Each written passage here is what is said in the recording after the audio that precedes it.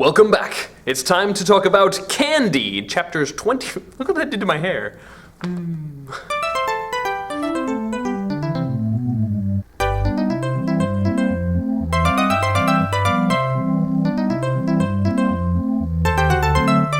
When we last left our heroes, they were wallowing in their own misery in Venice, waiting to find out news of Cunegonde, who had been missing some time. And they decided to while away the hours going to visit the most happy person in Venice, whose name is Lord Pococurante. In chapter 25, they do visit Lord Pococurante, and he shows them his estate. And in his estate, he has these master works of art, he has all of this wonderful literature, and he has this beautiful house, beautiful gardens, and everything that he shows them, they're very impressed, and he says, "Oh, no, I think it's kind of dry, I think it's kind of stupid, I think it's kind of lame."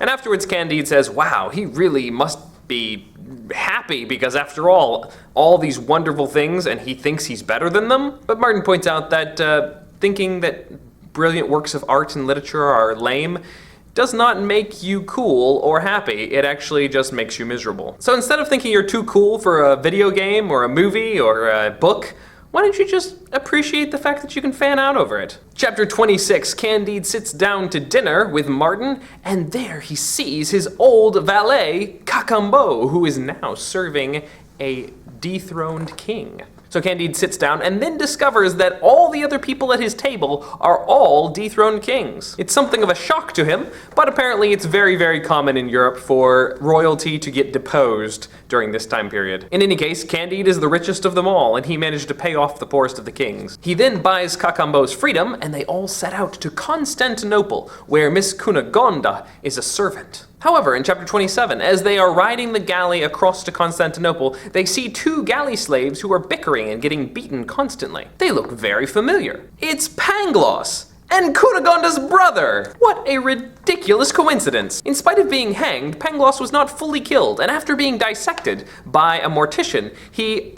revived and was restored to health after a while. Cunegonde's brother, after being stabbed by Candide, recovered as well, and then came back to Europe to try to find his sister. And through a stretch of bad luck, both of them wound up in the same galley, chained to the same oar. So Candide sells some more diamonds and sets them free as well. And then, finally, they arrive in Constantinople. And so we reach chapter 29, in which Candide is reunited with his beloved Cunegonde. After all of this time, he finally has her. And she's gone hideously ugly. Bum, bum, boom. And she doesn't know she's ugly because nobody's told her yet, and so she's so happy to see Candide, and she's embracing him and telling him that she's so glad they're finally reunited and now they're going to be married. And he's like, "Oh yeah, I guess I was going to marry you, wasn't I?"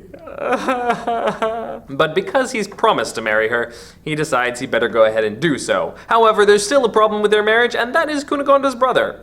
Even though she's been passed around like a hot potato, and she's hideously ugly now, he still doesn't want his sister marrying someone as lowly as Candide. And so he refuses their marriage. And no amount of pleading or begging will possibly change his mind.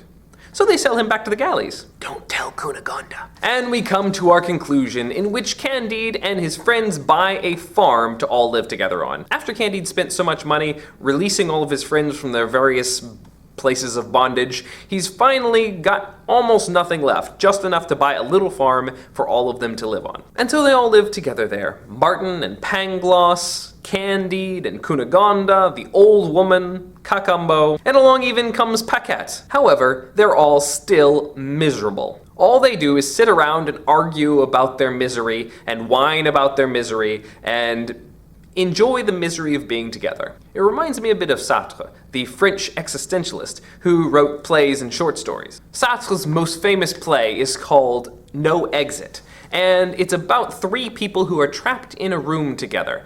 And we come to discover by the end of the play that they're actually in hell, and that the three of them, their torment is to be together. The famous line from the play is "L'enfer, c'est les autres," which means hell is other people. And that's basically the end of Candide as well. These characters are all trapped together, and they're all in absolute misery together. It's the same problem of their eternal selfishness. And they continue to notice all of the disasters that are going on in the world, and all the misery that's going on in the world, and they don't have any answer to it. They look for answers. They go try to find a man who's immeasurably wise, they hear. It's this dervish. But instead of answering their questions, he just slams the door in their faces. In the midst of all of their wallowing misery, the old woman asks this question. I should like to know which is worse, being raped 100 times by Negro pirates, having a buttock cut off, running the gauntlet in the Bulgar army, being flogged and hanged in an auto-da-fe, being dissected and rowing in the galleys, experiencing, in a word, all the miseries through which we have passed, or else just sitting here and doing nothing.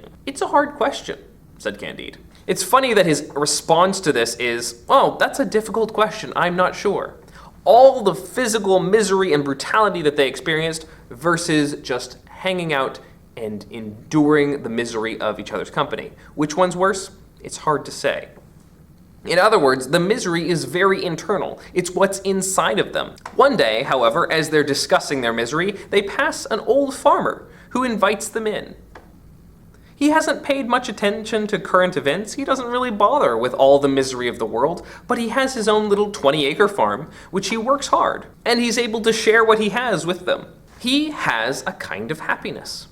He doesn't have great wealth, but great wealth doesn't create happiness. We've already seen that in the book. Candide was ridiculously wealthy and just blew it all. Instead, he just has hard work. And he says that the work keeps us from 3 great evils: boredom, vice, and poverty. Candide takes this to heart and begins to repeat the adage, cultivate our garden. By cultivating their garden, they're able to finally let go of all of their misery. Because if they're working hard, they don't have time to be bored and sit and wallow in misery. They also are minding their own business, and minding it well. And so therefore, they're not caught up in all the worry of the world and all the things that they can't change. Also, they're too busy to get into too much trouble or vice. And finally, working hard usually produces something, and therefore you have something to eat. You have something to provide for your needs. After Candide directs his friends to cultivate their garden, they begin to do so. Pangloss wants to talk about it first, but after a little prodding, he gets to work. The whole little group entered into this laudable scheme. Each one began to exercise his talents.